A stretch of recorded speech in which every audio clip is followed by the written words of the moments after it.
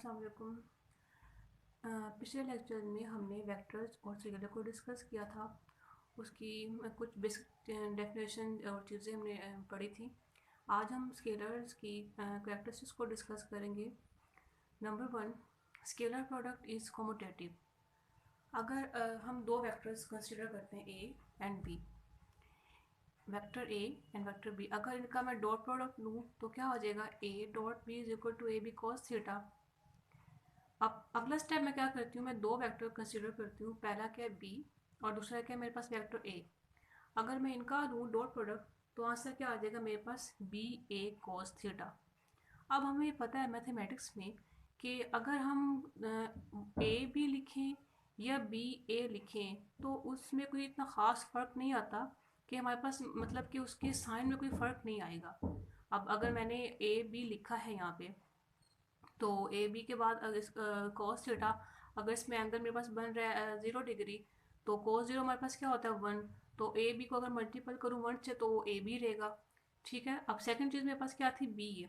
ठीक है, बी ए cos theta, अगर इनमें एंगल हमारे पास 0 डिग्री बन रहा है तो कॉस जीरो 1 होता है। तो बी को मल्टीपल करूँ 1 से तो उसका आंसर क्या आ जाएगा, ओनली बी आ जाएगा।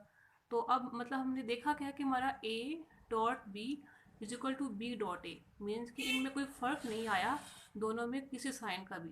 सही, तो अब हम क्या कह सकते हैं कि हमारे पास स्केलर प्रोडक्ट क्या है, कम्यूटेटिव है। अब सेकंड प्रॉपर्टी को देखें, scalar product of two perpendicular vectors. कि अब हमने देखना है कि जब हमारे पास दोनों वेक्टर्स आपस में क्या है, परपेंडिकुलर है।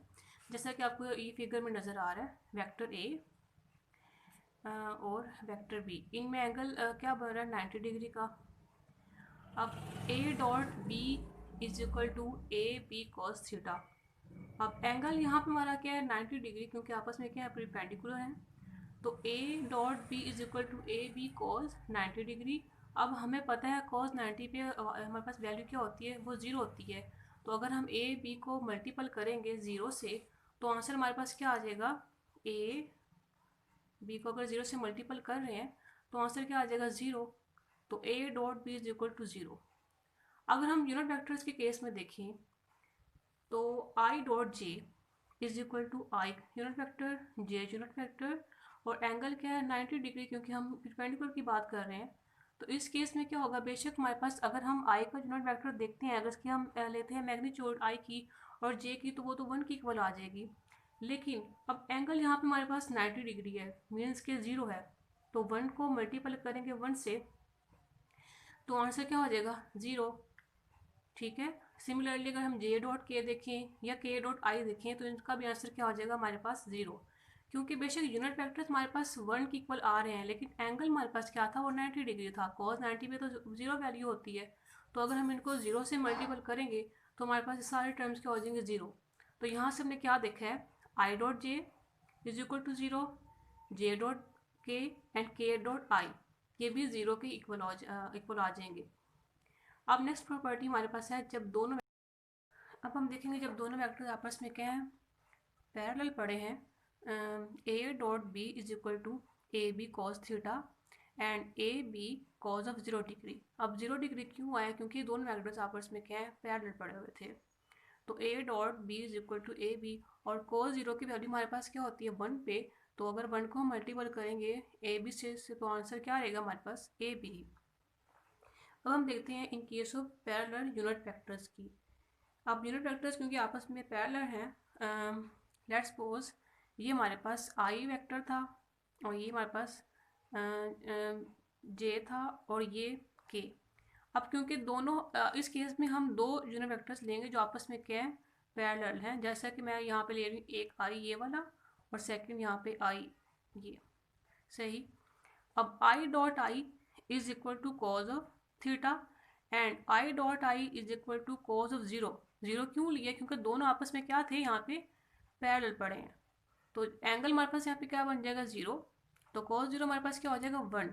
इस तरह हम 1 को मल्टीपल करेंगे, क्योंकि अब आई का यूनिट वेक्टर लें और फिर साथ में एक और आई का लेते हैं यूनिट वेक्टर, तो उनका जो होती है इसकी मैग्नीट्यूड लेने के बाद वो क्या आता है, उसका आंसर 1 नहीं आएगा। तो 1 इंटू 1, 1 इंटू 1, तो इन तीनों को 1 को अगर आपस में मल्टीपल करें तो आंसर हमारे पास 1 नहीं रहेगा। सेम प्रोसेस मान लीजिए जे डॉट जे का भी होगा इसके लिए और के डॉट के का भी। तो इन तीनों की वैल्यूज मीन्स कि आई डॉट आई, जे डॉट जे और के डॉट के, इनका आंसर हमारे पास 1 आ जाएगा। अब हम नेक्स्ट देखते हैं इसकी प्रॉपर्टी को। ये है हमारे पास जब ये होंगी एंटी पैरेलल। अब दो वेक्टर्स आपस में क्या है, एंटी पैरेलल, जैसा कि आपको ये फिगर में नज़र आ रहा है। A dot B is equal to A B cos of theta. अब क्योंकि ये आपस में एंटी पैरेलल हैं तो एंगल यहाँ पे क्या बन जाएगा 180। तो कॉज 180 हमारे पास क्या होता है -1 के। तो A dot B is equal to minus A B. Next देखिए, अगर हम इसकी बात करें self scalar product of a vector, means के दो एक जैसे वेक्टर अगर हम इनका डॉट प्रोडक्ट लें तो वो क्या हो जाएगा, A dot A is equal to A into A cos of theta. और क्योंकि दोनों एक जैसे हैं तो एंगल क्या हो जाएगा, मीन्स एक जैसे मुराद कि दोनों आपस में क्या है पैरेलल पड़े होंगे। तो क्योंकि हमने सेल्फ का लिया यहाँ पे एक ही वेक्टर था तो एंगल हमारे पास 0 था, तो cos 0 हमारे पास क्या था 1, तो a इंटू ए स्केयर हो जाएगा। अब हम देखते हैं इनको इसकी इस सेकंड